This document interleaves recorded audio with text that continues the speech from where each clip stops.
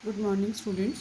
Today we will do the topic atoms and molecules chapter में Dalton's atomic theory.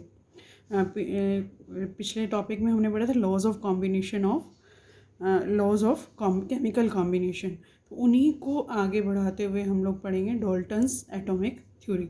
ये theory जो है हम उन पिछले दोनों लॉज पे लॉज ऑफ केमिकल कॉम्बिनेशन को एक एक्सप्लेन करते हुए कुछ पॉइंट्स हमें प्रोवाइड करती है। वो पॉइंट्स हमने स्टडी करने हैं। According to this theory all matter, चाहे वो एलिमेंट है, चाहे वो कंपाउंड है, चाहे वो मिक्सचर है, वो छोटे छोटे पार्टिकल से मिलकर बना हुआ है।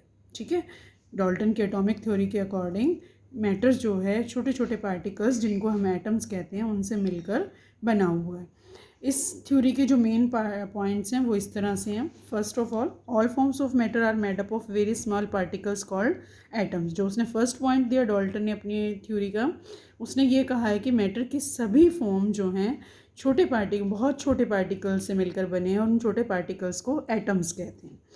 Second point, an atoms can not be further divided into more smaller particles. जो एटम है उसको हम और आगे छोटे पार्टिकल्स में डिवाइड नहीं कर सकते, मतलब वो सबसे छोटा है, उसके उसके और आगे डिवीज़न नहीं हो सकती। Atoms can neither be created nor be destroyed. Atoms को ना हम कभी बना सकते हैं और ना ही हम कभी डिस्ट्रॉय कर सकते हैं, ख़त्म कर सकते हैं। Atoms of particular element are identical in all respects.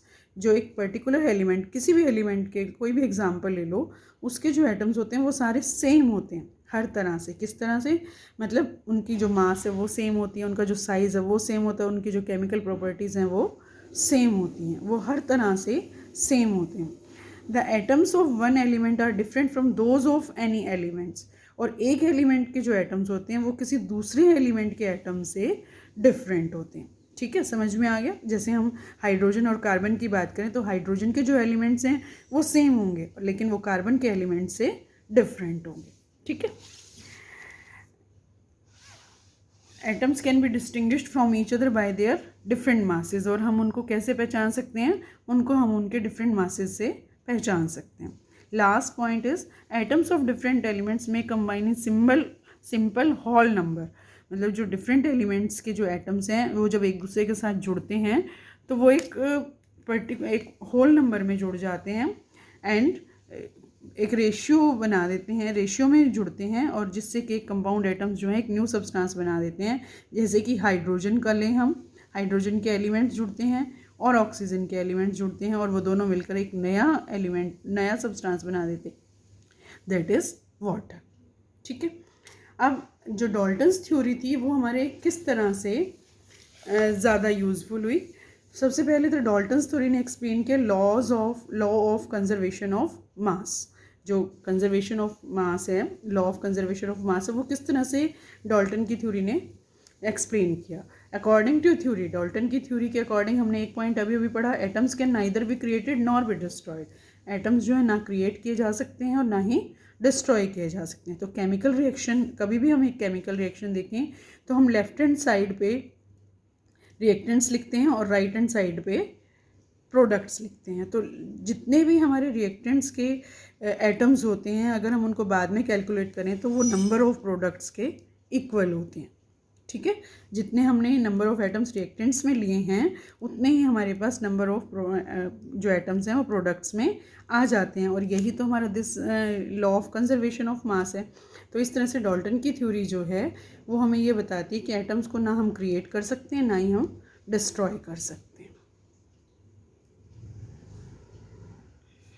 Now second point, Dalton's theory explain the law of constant proportion. जो डाल्टन की जो थ्योरी है वो लॉ ऑफ कांस्टेंट प्रोपोर्शन को भी एक्सप्लेन करती है। किस तरह से? According to this theory every element is made up of atoms.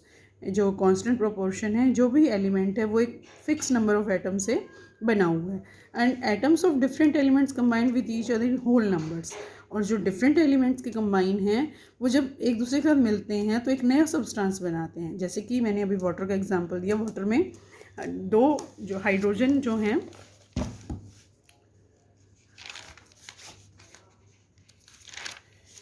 Hydrogen के दो एटम्स कंबाइन करते हैं एक ऑक्सीजन के एक एटम से, और जो दो हाइड्रोजन मिलके एक ऑक्सीजन मिलके हमारे पास एक नया सब्सटेंस बना दे, दैट इज़ वाटर। अब इसमें देखो, as the number and kind of atoms of each element in compound is fixed. Water में जो है, हम वाटर चाहे कहीं का भी लें, मैंने उस दिन भी बताया था, चाहे हम किसी और कंट्री का लें, चाहे हम किसी भी प्लेस से लेकर, चाहे हम घर में जो हमारी ड्रेन है उनसे लें, या चाहे हम आरओ का पानी लें, कोई भी पानी लें, उसकी जो केमिकल कॉम्पोजिशन है वो हमेशा यही रहेगी कि दो एटम जो है हाइड्रोजन के और एक एटम ऑक्सीजन का। तो ये रेशियो जो है फिक्स्ड है, और यही हमारा लॉ ऑफ कांस्टेंट प्रोपोर्शन है।